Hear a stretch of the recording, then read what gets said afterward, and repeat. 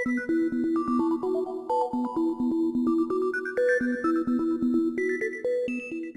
think the difference between BPM and what BPR was the belief around BPR was that it was very much start with a blank sheet of paper. It was very much around the concept of, oh, let's start over again, let's throw the baby out with the bathwater, if you like.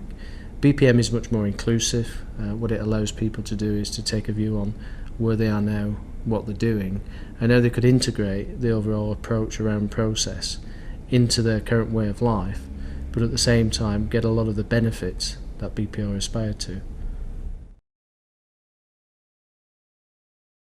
Well, I think BPM is still very much at its early stage. This conference, for instance, has had people from so many different backgrounds, from the novice to the very experienced.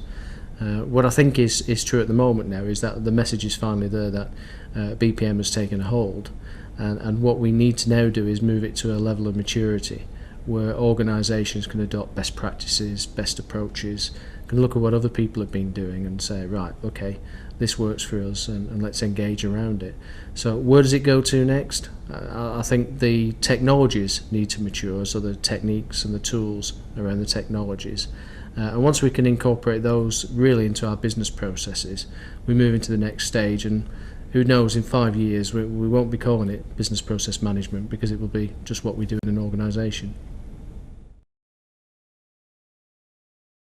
BPM on the executive board agenda is very important from the context of processes are the very lifeblood of an organisation, what we do on a day-to-day level. So whether it's receiving a new customer, selling them a product, collecting a payment from them, processing an inquiry, whatever it does, whatever we do in organisations involves process. So if the execs at the board level are not looking at processes at a day-to-day level, then we're ignoring the fundamentals of our organisation. In terms of the overall approach around business process management and what needs to be included, is we have several different writers and authors at the moment who profess to be talking about business process management, and what they're truly talking about is a perspective on BPM. Sometimes that can be mistaken as being their interpretation of what BPM is. Well, it is just simply a perspective. So I think what needs to be included is a more sort of, using a much maligned word, a sort of holistic approach in terms of bringing together those collective views.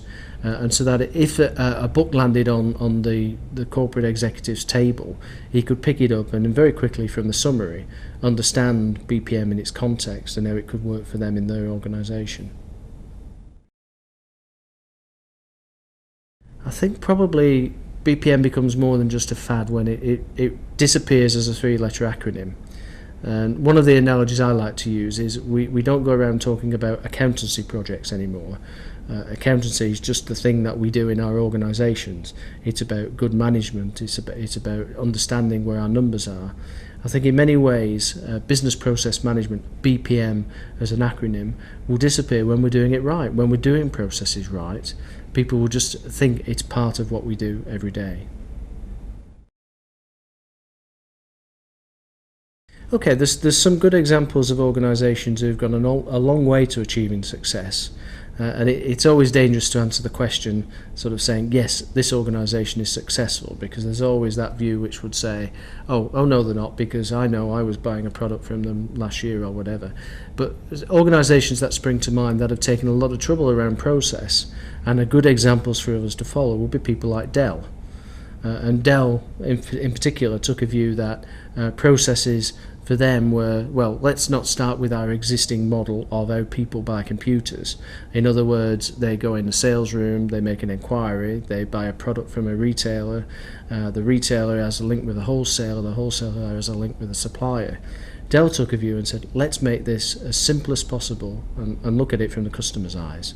And accordingly they designed their processes so that you can indeed go on the internet, configure the machine that you want, order it on the internet, actually pay for it physically there and then 2 or 3 days later, bingo, it's delivered at the door. So Dell are a good example. Other organisations may include certain aspects of process thinking and change, include people like IBM, Cisco have gone a long way to doing that. In the UK retail sector, we have good examples of Tesco's rethinking their processes and deploying good processes, approaches and techniques. But as to whether any organisation is completely and truly process-centric, on a large scale you'd probably be hard-pressed to find one at the moment.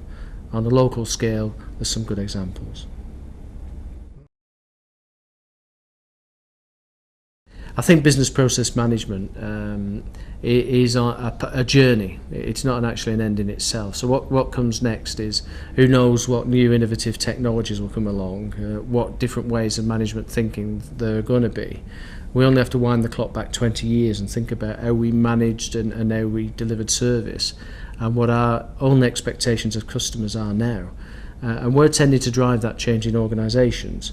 So what comes after BPM is largely going to be determined by our customer motivation and our buying capability and ability. What do we want to see next, and how do organisations need to work with us to deliver those services? When we run a training or coaching course, people frequently ask the question, what books, what articles should we read, what magazines should we go to? And we reference those actually on the bpmg.org site. There's a list which is forever changing, but some of the key ones that at this moment in time would be good ones to refer to. If you wanted an executive overview, something like Andrew Spanney's BPM is a team sport, play it to win. That's a terrific book for reading if you've got 2 or 3 hours to spare, and it's a good book if you're getting on a flight and you're a senior executive and you need something to pass the time which isn't too heavy. If you want a technology interpretation of this stuff, Howard Smith's The Third Wave again is a good overview about why this technology in a BPM context, when you think about business process management systems, is different. And then another book to sort of counterbalance those two would be Roger Bolton's book in terms of talking about frameworks around process. So which ways can you manage projects to actually deliver process change? But having said that, that's 3 I've given as examples. There are, to our knowledge, at least 50 books out there on business process management.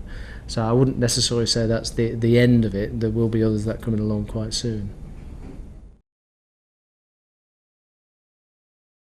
Major changes in BPM. If we thought about business process management as an approach and as a way of doing things, I think the major changes have been is an acknowledgement that some of the techniques and approaches and methods and 3-letter acronyms that have gone before, such as things like TQM, took a particular view of an organisation and precluded other things from that view.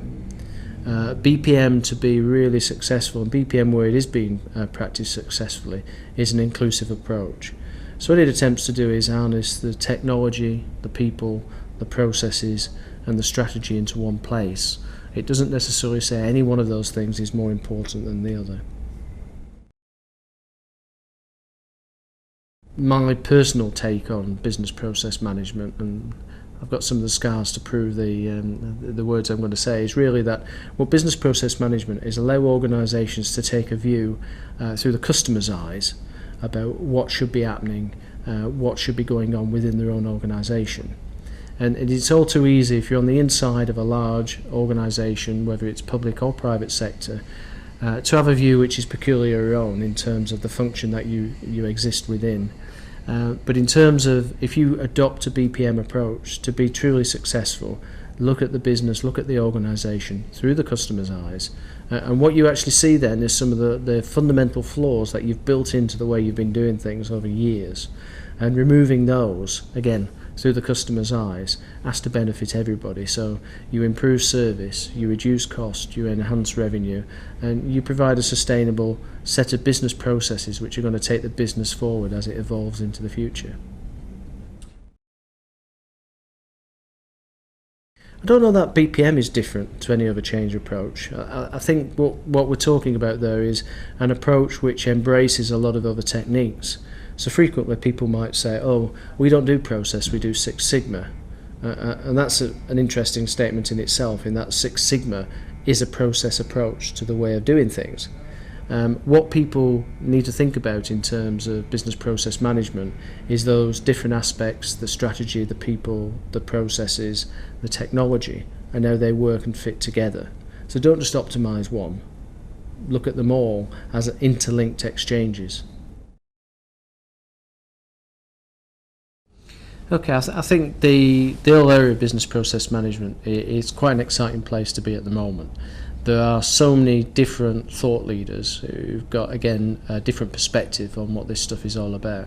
And in terms of people's take on it, there isn't a book you can go to which gives you the definitive answer to what BPM is and how to do it. I think interestingly is not to get depressed about that, not to become defeatist about it, but it's to actually sort of say is, well, how can I contribute to that discussion? What are we doing in our organisation where we can actually lend more information towards that community of thinking around business process management? And in that way we can all adopt better practices, we can improve in different ways.